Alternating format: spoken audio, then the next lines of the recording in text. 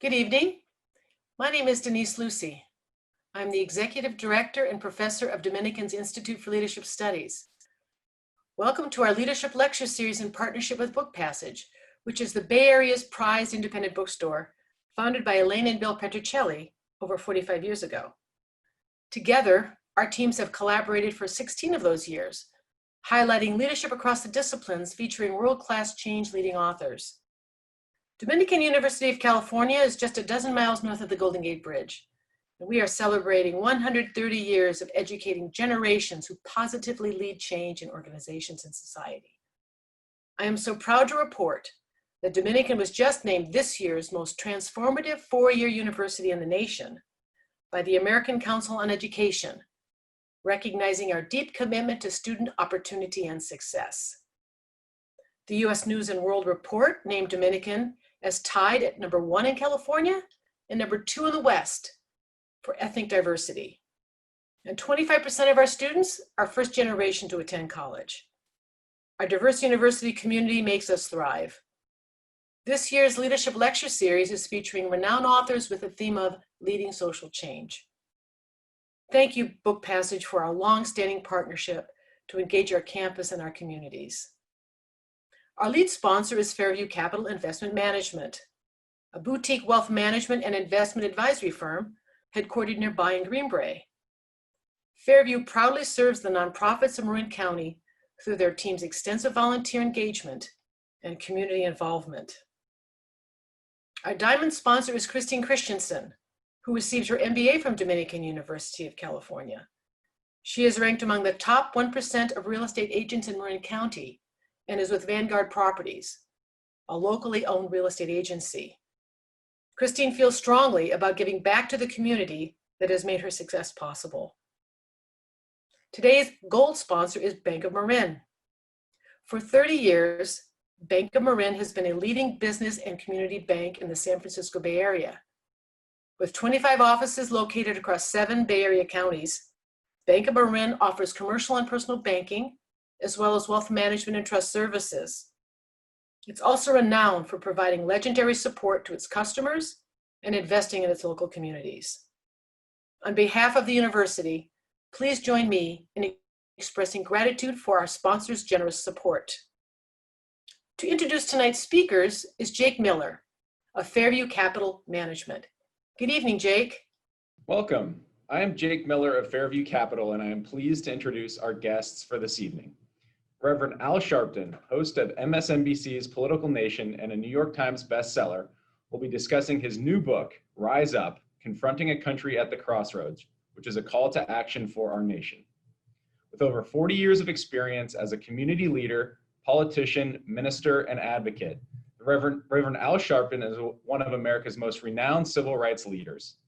He is the founder and president of the National Action Network, one of the leading civil rights organizations in the world.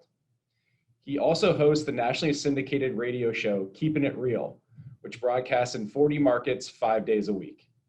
Reverend Al Sharpton is joined in conversation with Alicia Garza, an organizer, political strategist, principal at the Black Futures Lab, host of the Lady Don't Take No podcast, and co-creator of the Black Lives Matter Global Network. Please join me in welcoming Al Sharpton and Alicia Garza. And I think we're live. Hi, everybody. My name is Alicia Garza, and I could not be more thrilled to be in conversation tonight with my friend, the rabble-rouser, the organizer, the freedom dreamer, Reverend Al Sharpton. Rev, we got a lot to talk about tonight, but first, before we get started, I definitely have to give a shout out to my hometown bookstore, Book Passage, where, I don't know if you know this, Rev, but that's my hometown. You know, I used to hang out over there. Book Passage, okay. Town Center, the Village. I went to high school right down the street. So really, really excited to be here. And soon, we'll all be in person. But let's get started, Rev, because we got a lot to talk about. And honestly, this week, everything went bananas. So first, let me start with asking you, how are you doing? And also, you know, I was doing a little research on you. I mean, we've known each other, but I had to do some background. How are you 66? You look 25.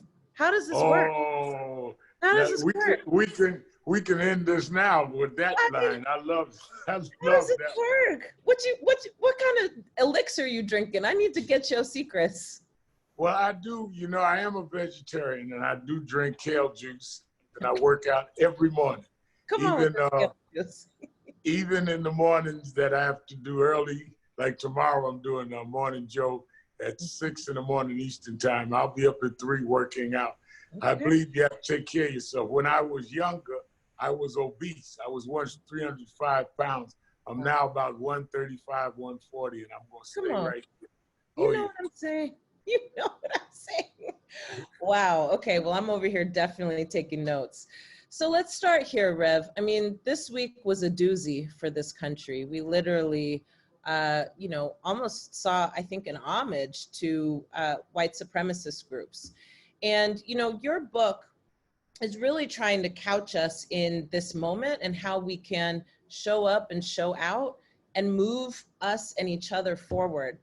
But I want to hear from you. You wrote this book before this election cycle. So give me the impetus behind the book. What encouraged you and what drove you to want to write this as you're running everything?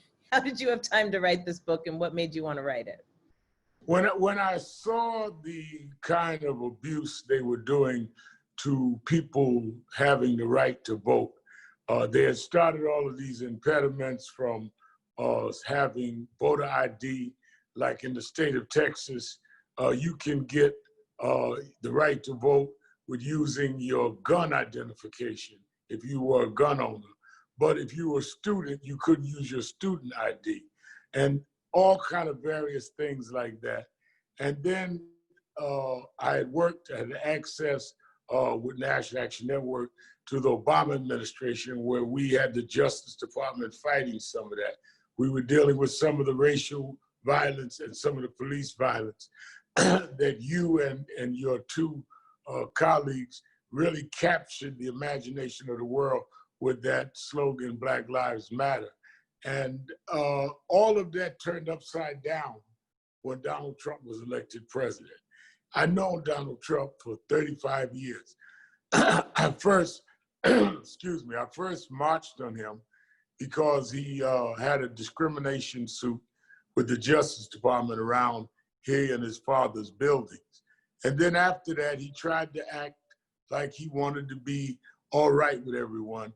And he started owning casinos, or at least said he did, in Atlantic City. They had a black man, a black city council. So he wanted to befriend some of us that had been critical of him. And he convinced Don King to come in and start promoting fights at the convention center where he held the exclusive contract. So I found myself sitting at ringside and he'd talk and try to humor you. I was a little reluctant, but I was always cordial. And then after a few years, fights back and forward, talking, there were 5 boys arrested and coerced into confessions of raping a white woman in Central Park. Donald Trump, who had never been involved in any social activities in New York, took out full-page ads calling for their execution. So we were enraged. I went and marched on his properties, and he called Don King. How could he do that? I thought we were all right. And Don King rightfully said, that doesn't mean anything to Rev. He feels these guys are innocent. Now, at the time, and you're too young, I'm sure you know about the case, but you're too young to remember it. It was vitriol in New York. They outright were doing cartoons. They did everything demonizing us for standing up for what they claimed were these rapists that had raped this white woman. Now, I thought what happened to the woman was absolutely despicable, unjustified, unexplainable, and whoever did it should pay the ultimate price. But I did not believe these 5 young boys did it. One of their grandmothers had called me. I never get involved in a case unless we're called. And I stood up, and others stood up, but not many others. We were castigated even by some of the black officials. Right. Time went on, and they went to jail. Later, many years later, they were acquitted because someone in jail who was in the cell with someone else confessed that he did it. They did a DNA check, and find out they did not do it. And the guy that did say this to his cellmate was the one guilty. So they let them out. One did 13 years. Where do you go, Alicia, when you do 13 years in jail for rape that you didn't do? He couldn't get a job. And his mother brought him to us. So he worked for National Action Network for 3 years. And that's why all of us stayed together. But during the ensuing years, Trump started saying he was with the Democrats. He would write checks to support Congressman Charlie Rangel. He supported a Latino brother for mayor, Freddie Ferrer. He came to our National Action Network convention twice. Everything started looking like, well, maybe the guy had a change of heart. And then he started with birtherism, that Barack Obama was not born in this country. And I said, this is outright us against them. This is racism. This guy is really coming with some real bigotry. And ironically, a person that I knew went to law school with his lawyer. His lawyer called him and said, why is Al beating up on Don? Don just doesn't believe he was born here, that Obama was born here. Can you set up a meeting? We sat down and met, and we argued for 45 minutes. I walked out and said, we just agree to disagree. I saw him about a month or two later, and I write about this in the book. And it was at the 40th anniversary of Saturday Night Live, and all of us that had hosted Saturday Night Live was there. And as I'm walking in, Donald Trump is sitting in a seat, and he looks over the rail where he was sitting, and he sees me. It's the first time we saw each other, and I've been blasting him on my MSNBC show I was on then 5 nights a week. He looks at me and kind of sticks his hand out, and he gives me a thumb handshake. And he says, you do what you got to do, I'll do what I got to do. And that's when I knew he was dug in, he was going to do this. I never dreamed that 8 or 9 years later, he'd run for president and become the president. So I knew we needed to dig in against all that he was going to stand for. He won. He lost the popular vote, won the electoral vote. Immediately, all the things that all of us in various forms of activism was doing went out the window. The consent decrees that the Justice Department put on policing in various cities with a pattern of police abuse, Justice Department canceled it. They withdrew from the voter lawsuits. They began to do things that was outright bigoted. And as we began organizing things you were doing and things that became very apparent, everybody had to find a way to deal. I was saying that we have to do it in an intersectional way, because too many in our community were fighting for Black rights, but not dealing with gay rights, LGBTQ rights, not dealing with climate change, not dealing with gender equality. And unless we all came together, this was not going to work. And I write in the book, it's not just on Black concerns, though clearly it's based on that, but I do a chapter on why I was so committed to that. Some of my minister friends told me I couldn't come preach in their church because I came out for same-sex marriage. But my sister, the only full sister I have, was gay since we were kids. And my sister was the one that challenged me, saying, how are you going to fight for civil rights for some and not for all? You're not a civil rights leader. And she got me to see, I'm like, before my teenage years, see that she had to face the bigotry of being Black and being a woman and being gay. And unless I was willing to fight for all of it, I was not right. I was morally inconsistent to fight for any of it. I talked about climate change in the book. All of these things that I said we've got to try and intersect. And I came to the conclusion early this year, as we knew the election was coming, I want to write a book and try to bring all of this to be out front in writing and share some of my thoughts, but not only my thoughts, how I got there. When Shirley Chisholm ran for president, for example, in '72, I was just 18, I was a youth director. I saw how Black political men, leaders, would not touch her. She was not even invited to the National Black Political Convention. So for me to be able to go from Shirley Chisholm for president seeing Kamala Harris on the ticket is a long journey, and I wanted to write it down. I had no idea, Alicia, that when we were doing the manuscript and finishing, George Floyd happens. And the family called me, Ben Crump, the attorney, called me and said they would like you to get involved. I called Eric Garner's mother, who was choked to death in a chokehold, as you know well, in New York, and said that I know it's a pandemic. I just got called. You saw the film of George Floyd. And he said, I can't breathe like your son. If I can get a way to get us to Minneapolis, they'd like us to do something. She said, I'll go. I called Tyler Perry and Robert Smith, and they sent a private plane and flew me and Eric's mother down. We did a vigil, came right back. When I landed back in New York that night, they called and asked would I do the eulogy. I said yes, and I called the publisher, you got to hold the book, I want to do George Floyd. Then we got involved in Ahmaud Arbery and Breonna Taylor. So the reason the book came out later is I wanted to get all of this in. We ended right before we did the big march on Washington. But the idea of the book was to say that with all of the activism since Dr. King's days till the things that we've done around Trayvon and all, we were moving in incremental steps toward trying to make this country go up the right road. Now Trump has brought it another road. We need to confront which road this country is going to take. He has normalized immorality. He's normalized bigotry.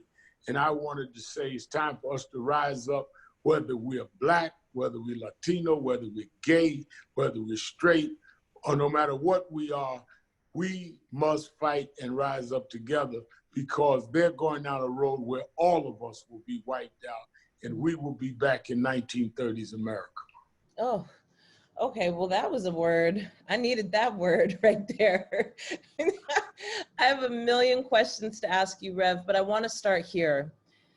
You know, you have been organizing, marching, protesting, and supporting our communities for quite a long time, since you were a teenager. And so you've seen movements grow and change, ebb and flow. And I remember early on in Black Lives Matter, there was a lot of attempts to pit our movement against the movement that you started in. And you must know, Rev, that we hear all the time, why can't you be more like King? And we're like, yo, it's 2020. People change, conditions change, times change, and therefore movements change. I'm wondering if you can talk a little bit about, just help the people understand, you know, what are the similarities and differences between these movements? I happen to see them as tributaries of the same thing. I don't see them as separate. I see them as deeply related, but I'd be curious to hear your perspective. And then alongside that, Rev, if you could talk a little bit about how do we bring generations together? Because certainly there are things that we have to keep learning about each other, right? As time changes, norms change, cultures change, and also ways of doing activism change. So how do we stay connected across generations so we can build that powerful movement that you talk about in the book? Well, I'm glad you asked that, and I appreciate you asking it. I remember when you and others started getting active, and some of those that had been in the movement a while, that started in my generation, were threatened by it. And I said to them, I said, you know something? Do you remember when we were kids and we thought Jesse and them were in our way? Wow. I think part of it is that every generation creates their own. And Jesse and I was Jesse's youth director when I started at 13. Jesse and them were the young bucks in the King movement and thought that King wasn't hip. Dr. King never wore a big afro like Jesse used to wear and didn't wear a medallion. And Julian Bond and all of them were that age. Yeah. I said, just like we had to develop our style. I was not born in the South. I never sat in the back of a bus. So we were a little more urban. We were a little more cutting edge at that time. A lot of the Southern oriented activists that were mentoring us felt that we were too rough edge.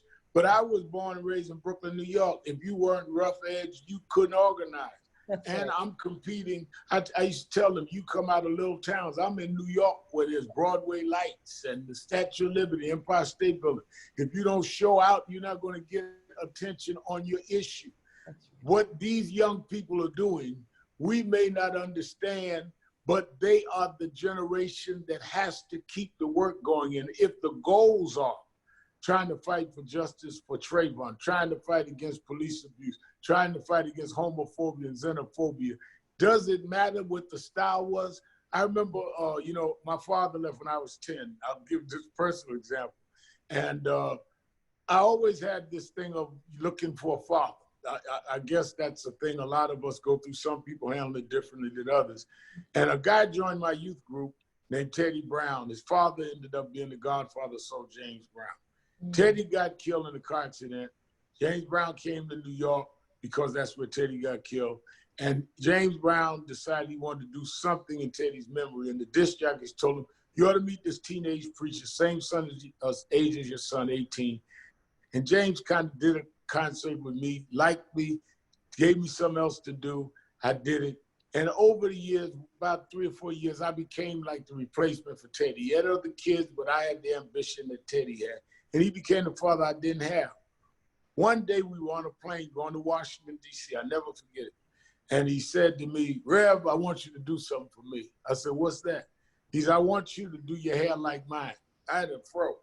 I said, all right. And he brought me, when we got to D.C., to who styles his hair, and he conquered my hair.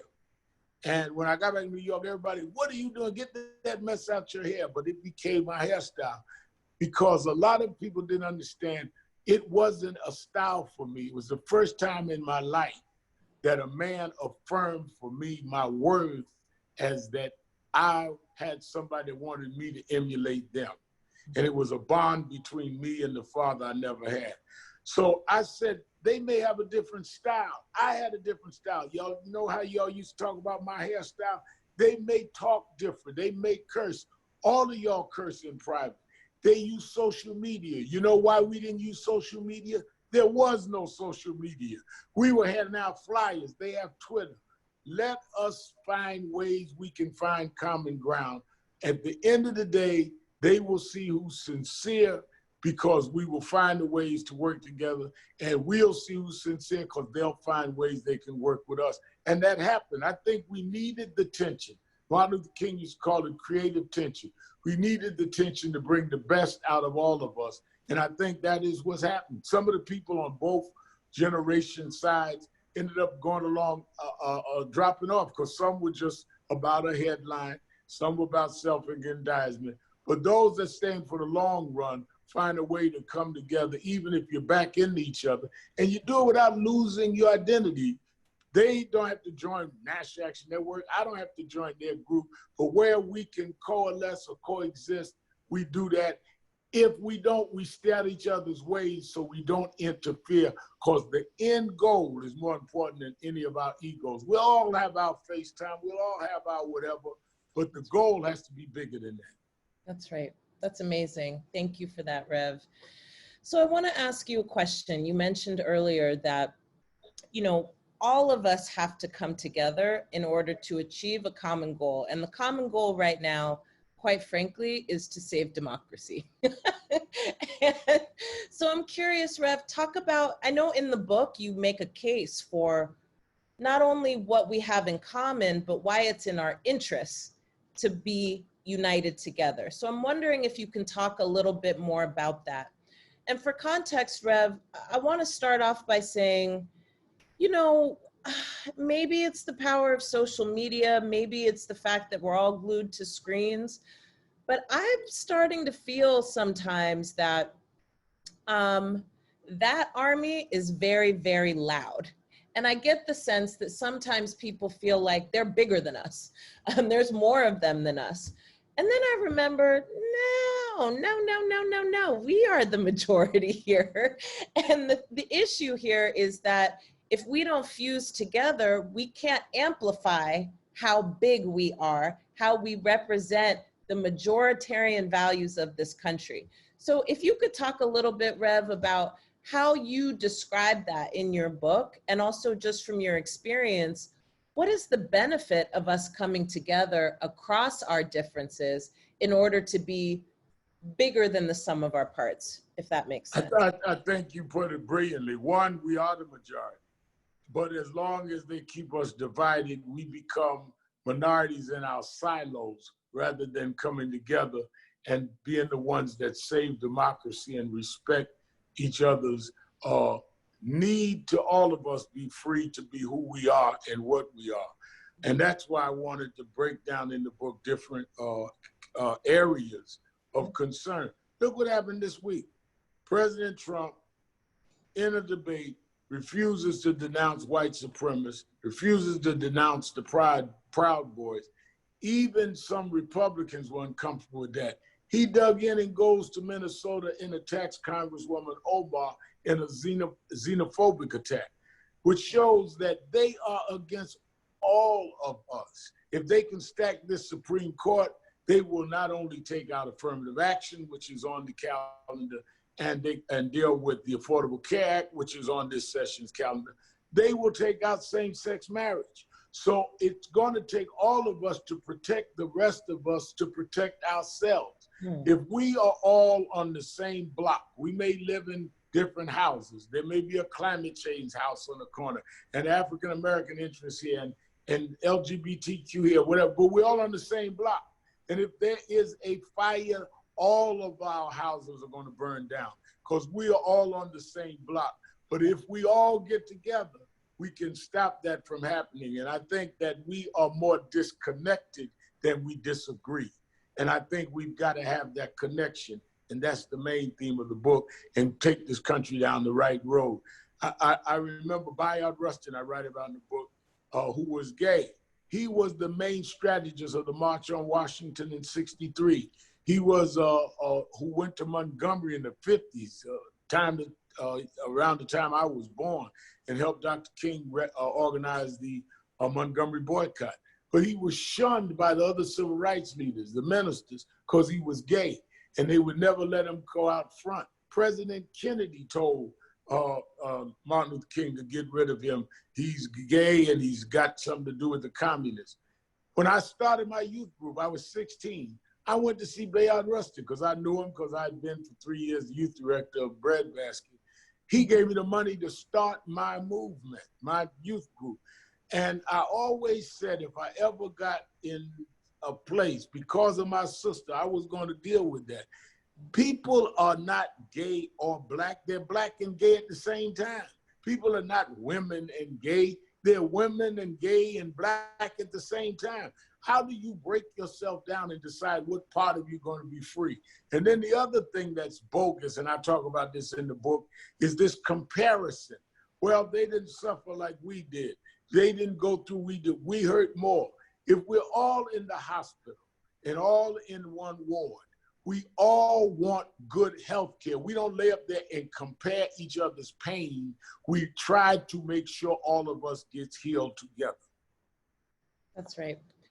So, Rev, can we keep it real for a minute? Please. So 2016, everybody thought that we were going to get the first woman in the Oval Office as president. But when we did the autopsy of the vote, what we saw was actually pretty disturbing, right? We saw that Black communities split a little bit, right? You know, in more numbers really than we've seen in past years, certainly since probably about 1965. We saw white women, right? Who I would say race actually trumped gender in this case, right? We saw an increase of white women who voted for Donald Trump. And here we are again in 2020, and we have a chance to do it different.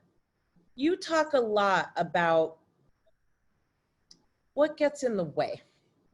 And I want to say, as somebody who is born and raised in one of the most progressive places in the country, if not the world, it's no secret, right, that we too deal with these kinds of issues. We can have people that have Black Lives Matter signs in their windows, right? But when it comes to politics, something shifts. So I'm hoping you can talk to this audience about what is needed from us as people who might consider ourselves liberal. How do we make sense of this time when there's protests happening all over the world? We've got a president who is preaching the gospel of law and order, right? He is drumming up all of this fear and anxiety in people about, you know, protesters are going to come to your house and take things from you. And at the same time, he is an avowed racist. I mean, he got up on television on Tuesday and told the Proud Boys to stand back and stand by. If that wasn't the clearest thing, I don't know what to do. I think people assume that from 2016, the people who voted for him were uneducated, right? They maybe were uncultured. But I think what we found in the autopsy of who voted for whom was that actually there were a lot of people who were quite smart, quite moneyed, right? Who ended up on the wrong side of history. How do we keep from repeating that same dynamic this time in 2020? What would be your best advice to this audience? You broke it down right. That's your work at the lab. You have the data. You know exactly where to go with the facts, and those are facts. I think that we cannot, first of all, assume that everyone that says the right thing does the right thing, and that everyone that calls themselves progressive are really not going to go where it counts and be progressive. That's why I talk about what I call latte liberals that can sit back and sip lattes and talk liberal, but when the rubber meets the road, they're not there. And I think we've got to address that straight up to them, that first of all, to Black men who did not vote in 16 like Black women did, and not the same degree, that you are not affirming your manhood by downing a woman or saying, I don't know if I can deal with a woman president. We've got to talk to white liberals and say that you can't be a liberal if you're not for liberation of people. I think we've got to hold people accountable to say what you mean and mean what you say. And your work is in my opinion, your work is of value by the deeds you do. And I don't think we hold people accountable enough. I think we go for the applause rather than the commitment. And I think that things are too serious. They're getting ready to put Judge Barrett on the Supreme Court and have a 6-3 vote that could undermine all of us. This is no time for your insecurities, no time for you to say, well, my real feelings is this, that, or the other. You got to say, I am defined by what they can say I did at this point in history. 100 years from now, when people are saying we're on the brink of an autocracy, what did you do, Grandma? What did you do, Grandpa? You should be able to say, I stood up, I rose up, I voted right, I organized in my house. Everybody can't be Alicia Garza, but everybody has family, everybody has friends, and everybody can say to them, this is a defining moment, not just for the country, but for me. So I can look in the mirror and say, I did the right thing at the right time. That's absolutely right. So Rev, here's another question that I have for you. You know, it's not just about voting in the election.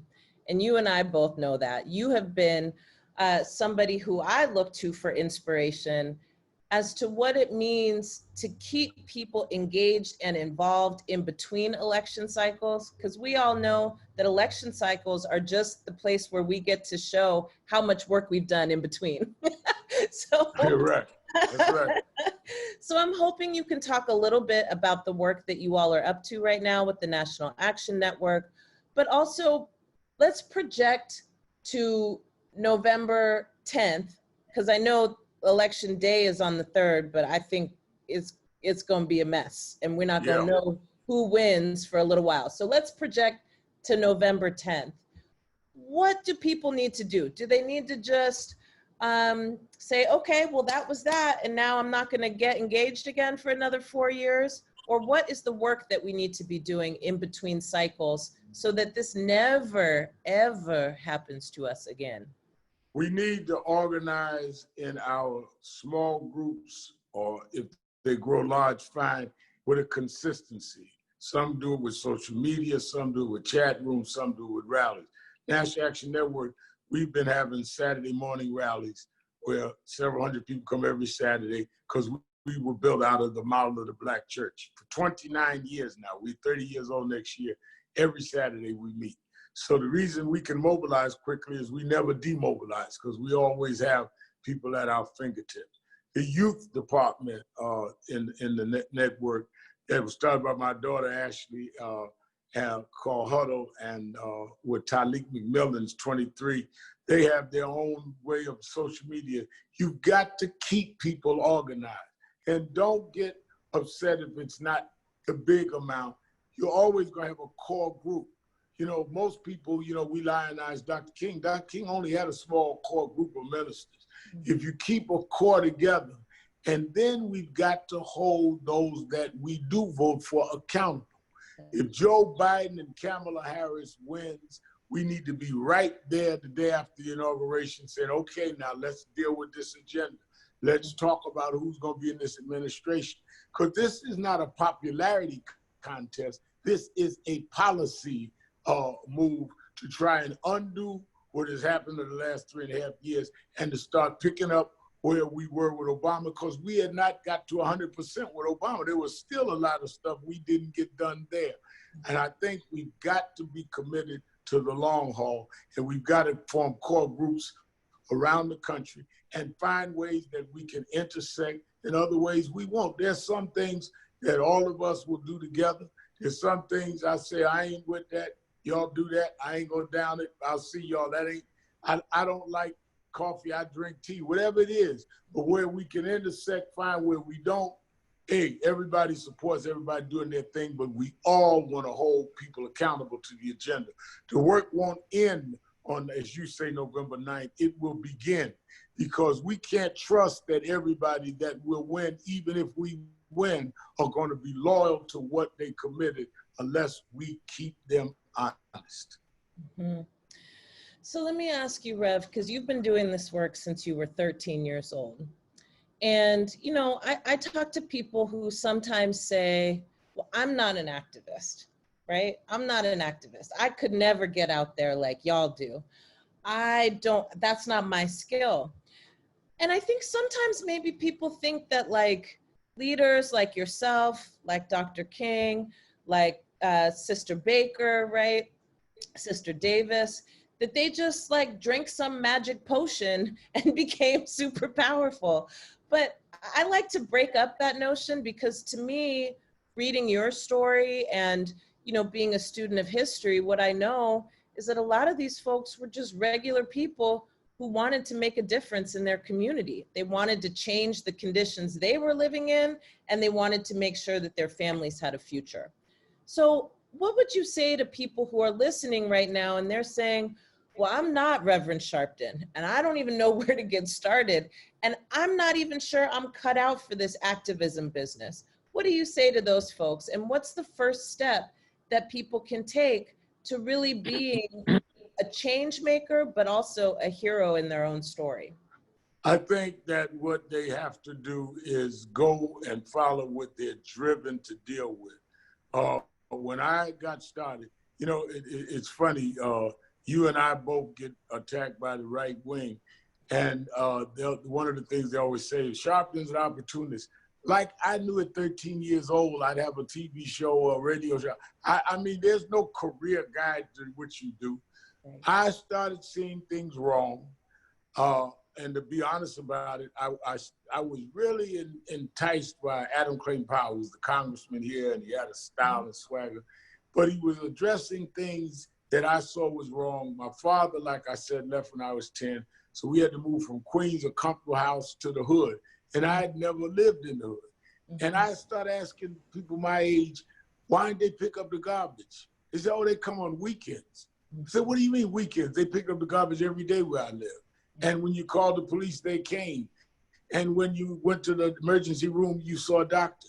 So I saw the difference in zip codes. So that's what started me getting involved. My mother, who was a fundamentalist Pentecostal, was scared. He gonna leave the church because I was a boy preacher. She brought me to my bishop, and he brought me to Reverend William Jones, who was Dr. King's man in New York, who brought me to Jesse Jackson. And they kind of like nurtured me into, if you can bring some of the young people in the church in to the movement, and that's how I learned. I never had any idea I'd be doing that the rest of my life. I was going to go to seminary, have me a big church, buy a Cadillac, kick back, lay back, and live that life. But I was driven by what I believed, and I saw what needed to be done. So people should not say, I'm not going to be a Sharpton, I can't be an Alicia Garza. None of us, when you and your two colleagues wrote Black Lives Matter, you had no idea it would be resonating all over the world and defining for this time. You did what you felt. Zimmerman was acquitted. We did matter. You had to say something. That's right. And if you operate sincerely, I have found one thing out. The people that try to plot their way to fame usually don't get there.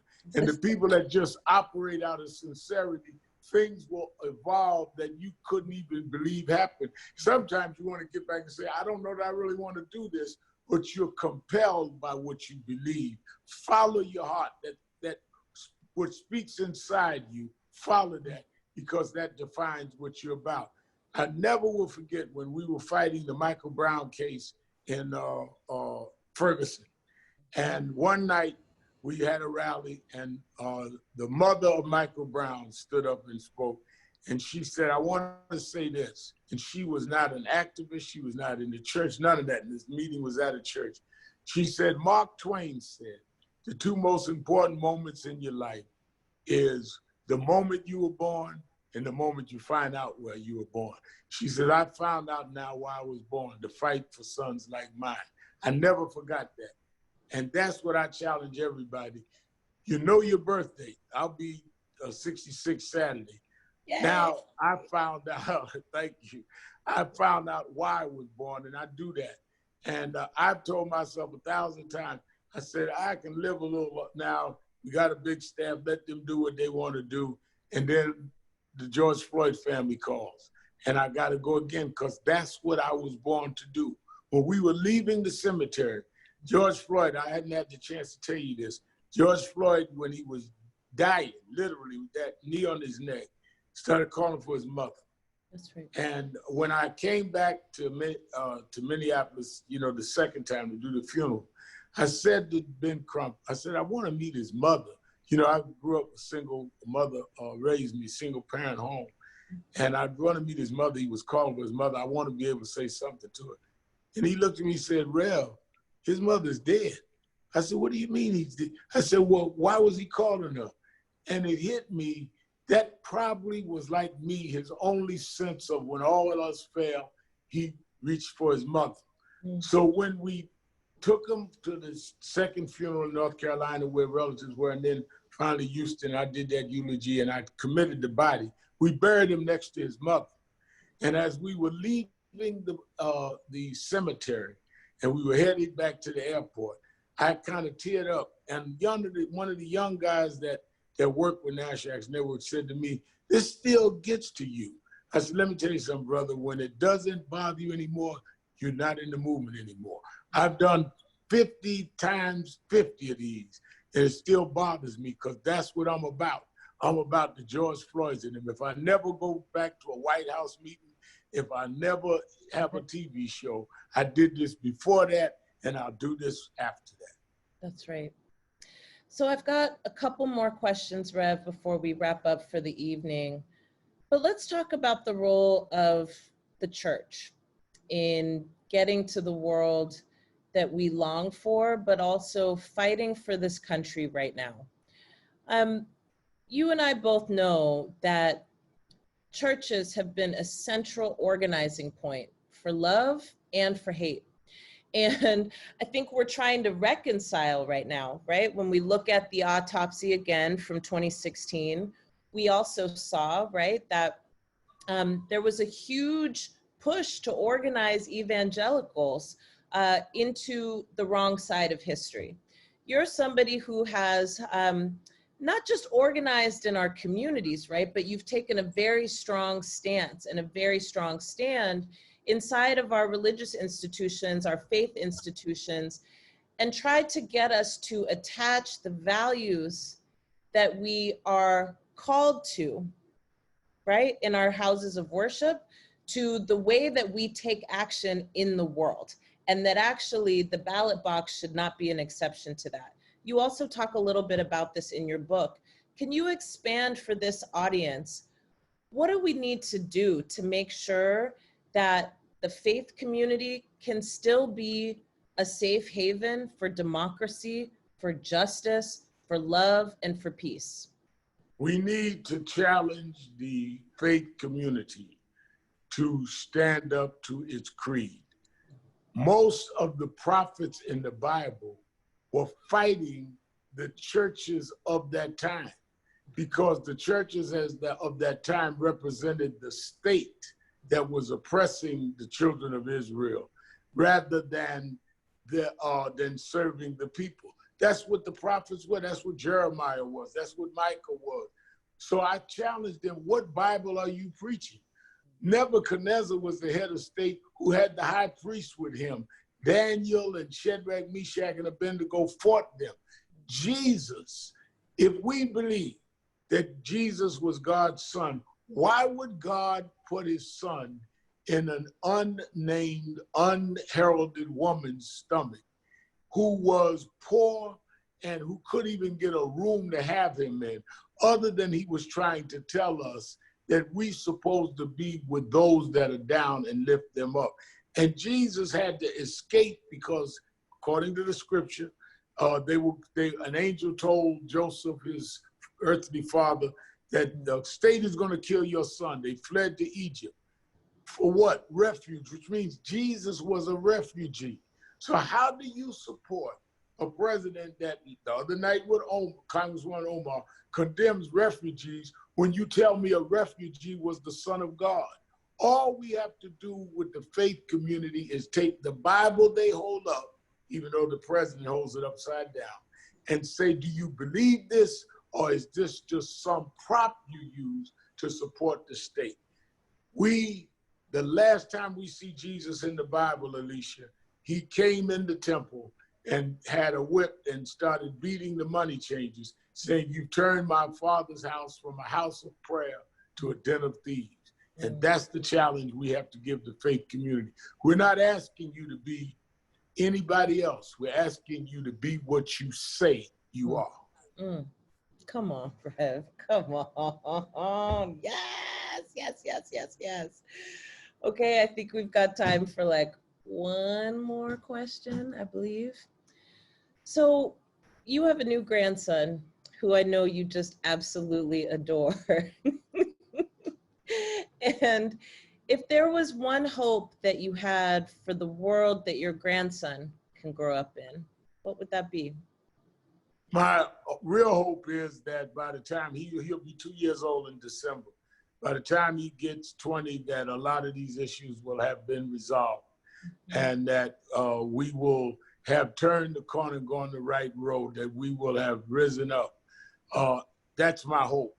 But what I'm going to make sure of is wherever we are, he could say, when things were rough and when things seemed hopeless, my grandfather was part of those that helped to fight to make it better. I don't want him to have to say, I wonder what grandpa was doing when all that was going. Was he just happy that he was known and had a little show or something? Yeah. I want him to be able to say that when they needed a vanguard to stand up, my grandfather was part of that.